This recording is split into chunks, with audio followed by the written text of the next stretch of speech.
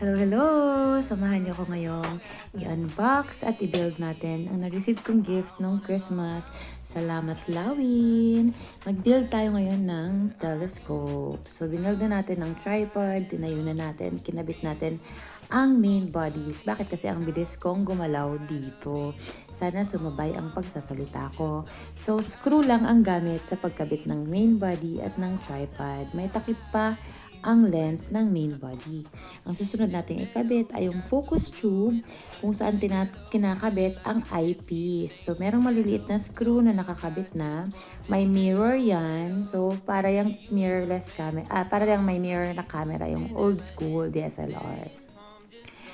And then now, kakabit na natin ang finder scope. Ang finder scope ay yung pinakasimpleng build ng isang telescope. So, if you watched Pirates of the Caribbean, yan yung ginagamit nila Captain Jack Sparrow para mag-sightsee ng mga ibang ships sa barko. May dalawang screws yan at kinabit lang hanggang lumagutok sa ibabaw ng main body. Excited na akong makita, magamit ang telescope na to. Pero meron tayo ngayong gray skies, unfortunately. Pero excited na talaga akong ma-build itong telescope. So, kapag nag-clear ang sky, para ready na siya.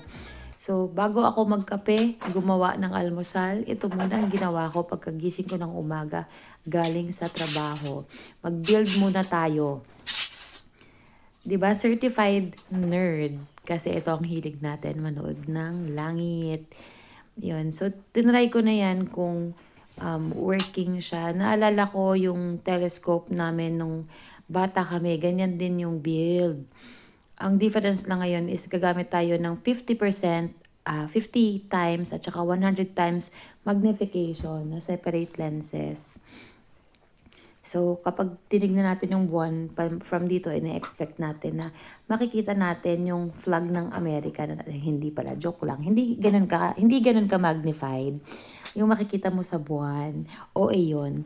Pero makikita natin at least yung crater on a larger scale. So, gusto ko siyang maggamit. Excited na ako pumunta sa isang lugar na mababa yung light pollution. So, nag-search ako. Meron daw sa Lake District. Meron daw around Preston. So, tignan natin kung paano tayo makakarating doon nang hindi tayo nakikidnap. Kasi kapag sinabi nila dito na zero light pollution, sobrang dilim talaga. Ayan. So, sightsee na. Excited na. Thanks for watching!